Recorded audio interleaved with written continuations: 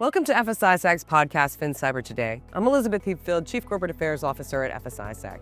It's an exciting time for us here. At our America's Spring Summit, our new CEO, Valerie Abend, unveiled our forward-looking strategy. She joined me to discuss how everyone must be involved in our collective defense in the face of compounding systemic risks. Let's talk about, for anybody who doesn't know you already, let's talk about your journey to becoming the next CEO of FS-ISAC. Well, first of all, Elizabeth, thank you for taking the time to sit down with me. I am really excited to be able to do this with you.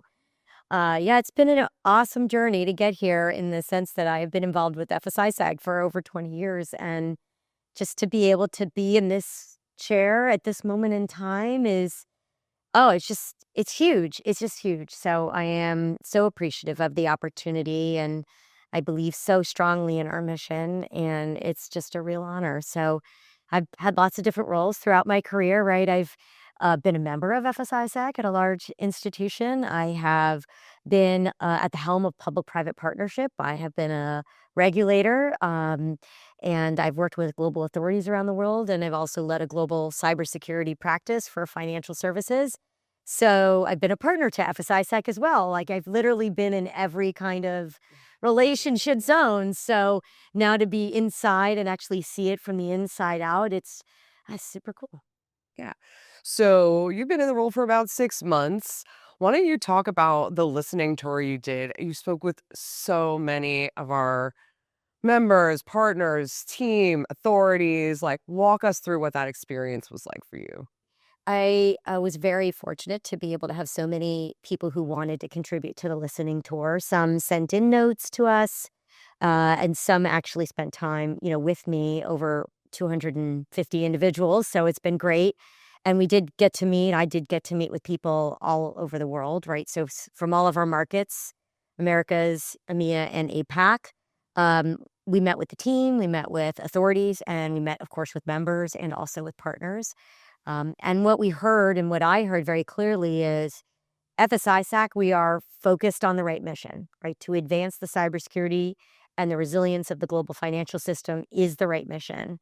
But we have a lot of work to do in how we actually achieve this mission. And so as a result of that, FS-ISAC has to move into its next chapter. We have to change. So that's what this new strategy is about. It's an evolution, and I'm excited to bring it out to the members and the partners so that we can begin to do the work together. So let's talk about it. What are the key areas that were the top concerns for the sector? There were really 4 consistent themes that came out through the course of the conversations. The first was supply chain risk, most often cited by members and authorities in all of the markets. They are super concerned about the growing reliance on critical partners around the world. That's both concentration risk as well as just the kind of types of work that they do inside of a singular institution and how important it is to running an institution. So we have to find a way to come closer together in terms of the supply chain and actually work more closely together as partners and allies in our mission. The second area that we heard about was really about geopolitical shift. You're kidding. I know, right? It's really big top of mind. It's something that even before the situation that evolved in terms of the conflict with Iran, with Israel and United States, and it's just sort of the nature of the situation where the fragmentation is going up, and as a result of that, you're seeing just a really big, fast-paced, changing landscape of risk, and that has led to hybrid physical and cyber attacks. And so we need to lean into this space because there's a lot of changes that have to happen to help institutions really respond, be ready to go in a crisis. What else? Other areas of key concern? I'm sure I can pick a few that I know, but tell me what they told you. So fraud was also top of mind. A number of institutions talked to the fact that we have a growing type and complexity and really impact coming from fraud. And it's a really kind of different types of fraud impacting the financial system. So you have situations where you're seeing insider risk coming from employees that are not really employees getting placed in our institutions or attempted to, or get it placed in supply chain or attempted to. You're seeing it in social engineering and the kind of the many avenues that that takes, right? So it's a combination of the email phishing with the voice vishing with smishing on a text and it's all combined to a single attack on a singular individual, but it's happening at scale. And it seems right now to be particularly targeting young populations and elderly, and it's wiping out entire savings. And it's happening at such a scale and speed now that it's really causing concern across our institutions. And they do see a need to come together through FS-ISAC to address it. And then the final thing that I heard a lot about, not surprisingly, would be around emerging technology, specifically right now about AI and also quantum computing. FS-ISAC has already done a lot in both of these spaces, but the idea that we need to do more to help institutions with addressing the vulnerabilities that come from implementing not just AI inside their institutions, but the AI that's being used across their supply chain. Some even talked about how FS-ISAC needs to leverage AI so that we can achieve our mission at scale and speed. And then on quantum computing, right, really deep membership expertise. We're really fortunate for that. But we need to be thinking about beyond just the thought leadership.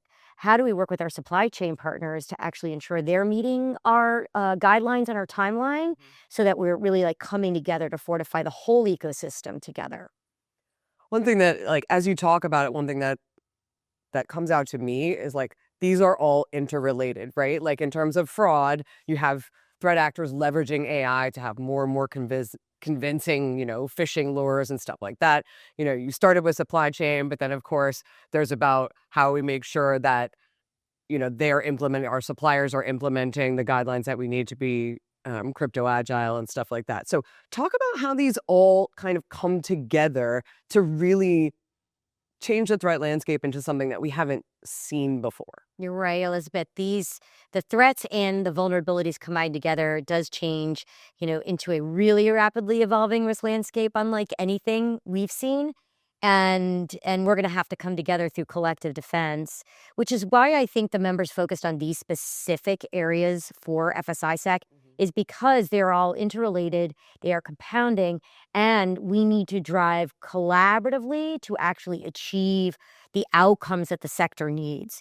And so there's like a unique component to what FS-ISAC brings to the table as a trusted community that we can then address these big kind of meaty issues at scale across the globe. Right, like these are things that nobody can actually solve on their own.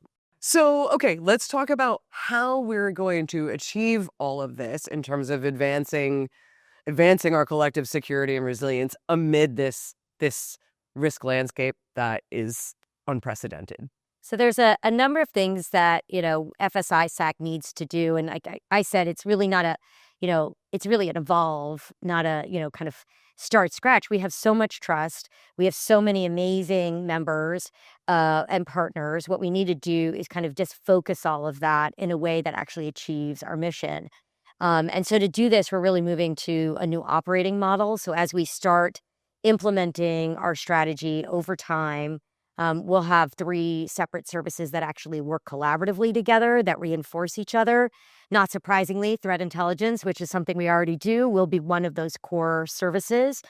What we need to do is augment, really build on our success in that space so that we are sharing threat intelligence in real time with deep insight, industry specification. And then also part of that is reducing uncertainty, what's really something that's going on versus sort of rumor conjecture, and it's not really what's happening. I think the next thing is, response and resilience. When you think about that as a core capability, it's taking that threat intelligence and moving it into action. And that's a key component here is like turning trust into action is really where FS-ISAC is going to start leaning in. That's who we need to be because everything we talked about already. And then finally, it's not just about how do we do this in a crisis, right? So how do we help respond in a rapid way, both at a regional and a global scale to support our members and the whole financial system? It's also proactively before things become incidents. How do we work through our communities, through our membership with our partners as allies to identify vulnerabilities and mitigate risk before they become incidents? And that's really kind of that full circle of what we're hoping to be so that we can do our mission.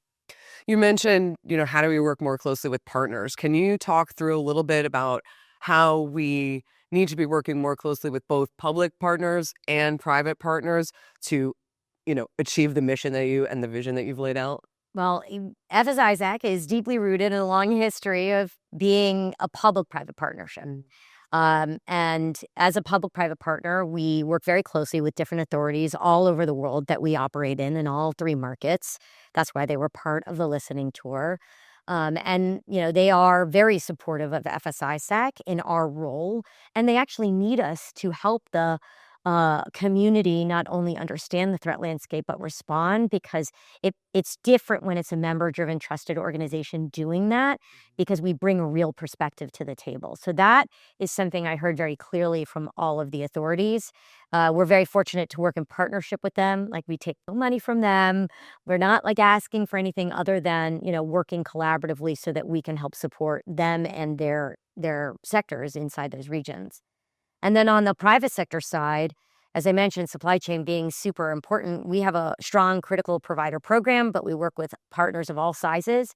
Everything from like the largest technology and telco companies all the way down to like early stage innovative companies who can really bring really unique, cool capabilities and features to the table. And financial services has always had, been an early adopter of those kinds of capabilities and a proof point for them. And we want to be a place that kind of encourages that creativity, that constant learning. And so that's something we're going to lean into as well in our new strategy. Great. So let's talk about, like, what are the drivers of success? What do we need to do to make this all reality? Yeah, there's really three things we need to do, because it's super clear when you stand back. Like, we have the trusted organization, we have the right mission, we have incredibly knowledgeable members and partners. What we need to do is deepen our engagement. And that's engagement across our members, across the authorities, and across the partners in the private sector as well. And what I mean by engagement, it's really about, hey, we need you to share threat intelligence through our technology platforms in real time, because that's what drives data-driven results. So giving very Clear asks. Yes, exactly. And I think we've been a bit kind of, hey, what, here or there, we can do all these things, but we need to stay focused on the four key priorities to really drive the outcomes in that way. And if we make clear asks, we're better able to do that. The second thing we need to do is we need to innovate. And when I think about innovation, it's people, process, and technology, right? So when we get threat intelligence, let's have a rapid response call. Let's inform our entire global membership. Let's make sure they know what the call to collective action is, right? So that is not necessarily a technology innovation, that's a process innovation, right? So we need to think about people, process, and technology. How do we uplift the skills of AI across the entire system? Like, how do we help them know how to secure AI? That's an innovation. It's a people innovation. So people sometimes think innovation's just tech. It's actually all three. And then the third thing that we really need to do is think about culture. And culture, to me, kind of trumps everything. It's like the number one thing. And that's because having a culture where we are forward-leaning, thinking about taking action, humble in how we approach it, so that we can ask good questions and constantly learn and constantly improve. Collaborate, really important, right? That we're collaborating together. That kind of culture is something that we need to make sure everybody's sort of bringing to the table. And it's not about any individual person. It's not about any individual organization. It's about everybody working in concert together to achieve the collective. So you talked about clear asks. So let me ask you, what are your clear asks for everybody in the community? How can everybody get involved? So one I've already mentioned, we need to share threat intelligence that is on our platform in real time, right? Data driven, because that's what it's going to take. And then we'll be able to do better analytics on all of it.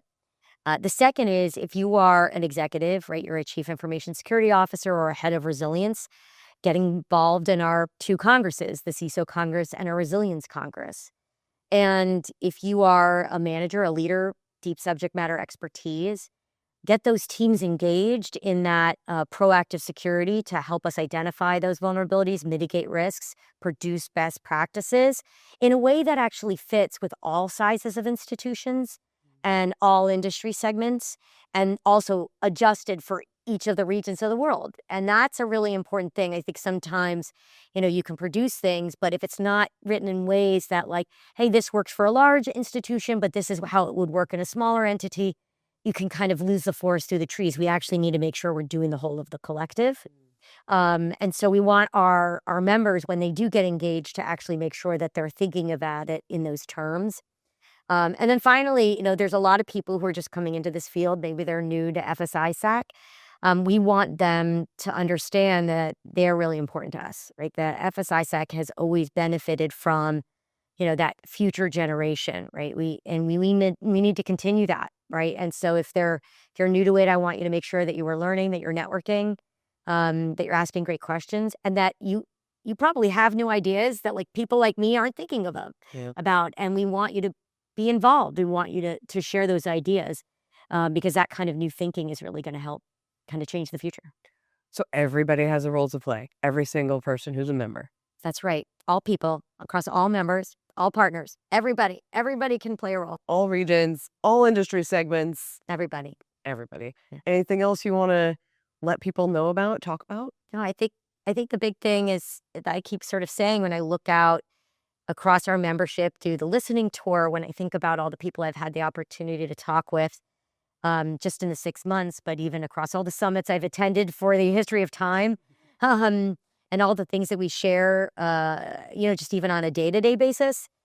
Yeah, we have everything we need to be successful. We really do, right? We have all the smartest people in the world on security and resilience.